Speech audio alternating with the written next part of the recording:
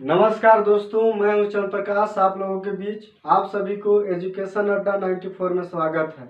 दोस्तों, आज हम लोग संविधान के बारे में जानेंगे।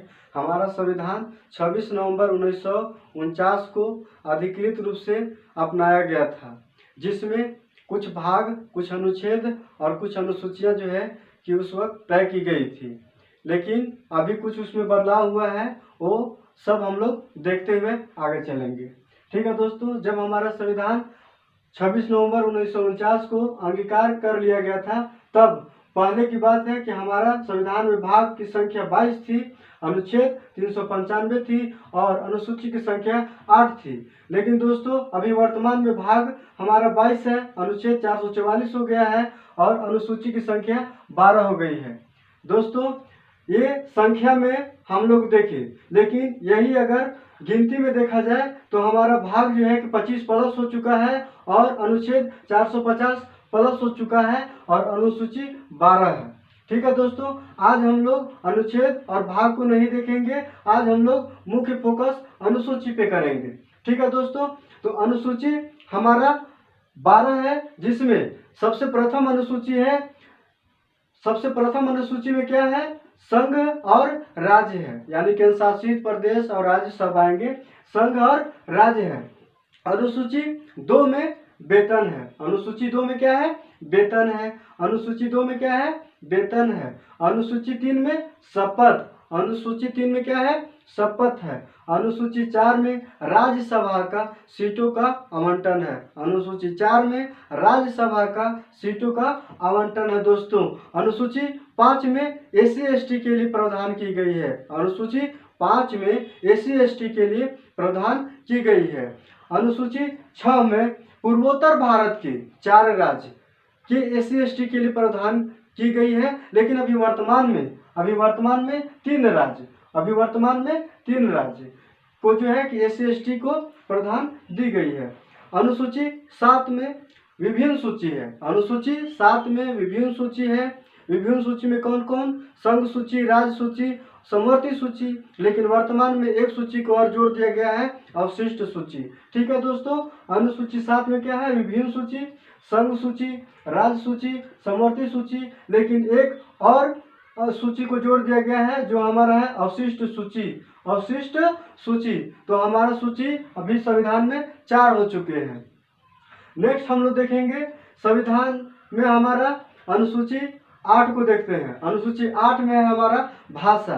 दोस्तों, जब हमारा संविधान बनकर तैयार हुआ था, उस वक्त हमारे संविधान में भाषाओं को 14 भाषाओं को मान्यता प्राप्त दी गई थी। लेकिन धीरे धीरे इसे जोड़कर भाषाओं की संख्या 22 कर दी गई है। 22 भाषाओं को भी वर्तमान में मान्यता प्राप्त दी गई है।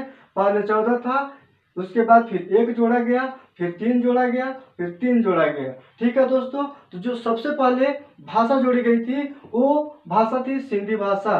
सिंधी भाषा 21वां संविधान संशोधन 1967 के तहत जोड़ा गया था। दोस्तों, 21वां संविधान संशोधन 1967 के तहत सिंधी भाषा को जोड़ा गया था। उसके बाद फिर 3 भाषाओं को जोड़ा गया था।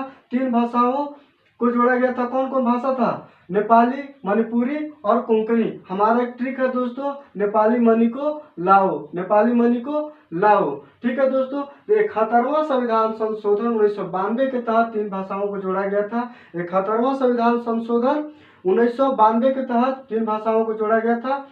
तो हमारा ट्रिक क्या है? नेपाली मनी को लाओ, नेपाली, मणिपुरी और कोंकणी। नेपाली, मणिपुरी और कोंकणी। अगला हम लोग देखेंगे 4 भाषाओं को जोड़ा गया था, जिसके लिए हमारा ट्रिक है बोडमास। 4 भाषाओं को जोड़ा गया था 92वां संविधान संशोधन 2003 के तहत। 92वां संविधान संशोधन 2003 के तहत 4 भाषाओं को जोड़ा गया था, जिसके लिए हमारा ट्रिक है बोडमास। बोडमास, बोडो, डोंगरी, मैथिली और संथाली।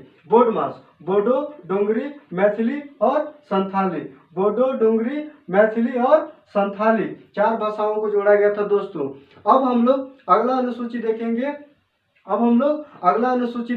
अभी तक हम लोग 8 अनुसूची जो देखे, ये हमारा संविधान में लागू था। लेकिन 4 और अनुसूची को जोड़कर बढ़ा दी गई है, जो हम लोग धीरे धीरे करके देखेंगे। तो हम लोग अगला अनुसूची 9 को देखेंगे, 9 को देखेंगे तो 9वां अनुसूची जो है दोस्तों, पहला संविधान संशोधन, प्रथम संविधान संशोधन 1951 के तहत जो है कि जोड़ी गई दोस्तों, 1951 के तहत जोड़ी गई है दोस्तों, जिसका संबंध है भूमि सुधार और जमींदारी उन्मूलन, भूमि सुधार और जमींदारी उन्मूलन से है दोस्तों।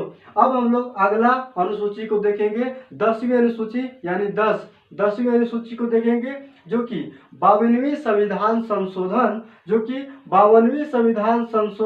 1985 के तहत जोड़ा गया है दोस्तों।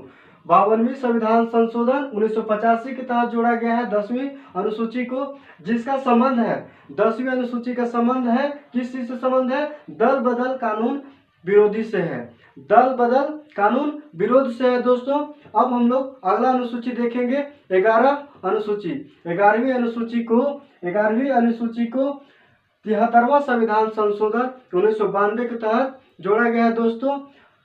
लेकिन यहाँ पे पूछा जाता है कि 73वां संविधान संशोधन 1992 के तहत जो है उसमें विधेयक आया था, ठीक है, लेकिन इसके पूर्ण रूप से अधिकृत रूप से राष्ट्रपति 1993 में जो है कि इसको पारित करता है। 73वां संविधान संशोधन 1993 के तहत इसको अधिकृत कर देता है, राष्ट्रपति इसको मान्यता प्राप्त दी जाती है, तब ये जोड़ दिया जाता है। और इसका संबंध 11वीं अनुसूची का संबंध पंचायती राज व्यवस्था से है, 11वीं अनुसूची का संबंध पंचायती राज व्यवस्था से है। इसी तरह हम लोग अगला अनुसूची देखेंगे, अनुसूची 12। तो 12वीं अनुसूची जो है दोस्तों, 74वां संविधान संशोधन, ये भी 1992 के तहत ही जोड़ा गया है दोस्तों। इसका पूछेगा, विधेयक 1992 में हुई थी, लेकिन राष्ट्रपति से पूर्ण रूप से 1993 में मान्यता प्राप्त दी गई थी। 74वां संविधान संशोधन 1993 में राष्ट्रपति को मान्यता प्राप्त दी गई थी, जिसका संबंध है नगर पालिका से। दोस्तों, अगर हमारा वीडियो आपको अच्छा लगा हो तो इसे लाइक कीजिए, सब्सक्राइब कीजिए और जितना हो सके आप इसे शेयर कीजिए। हमारे हर वीडियो की नोटिफिकेशन पाने के लिए आप बेल आइकन को दबाएं और सब्सक्राइब कर लें दोस्तों। धन्यवाद। वाह।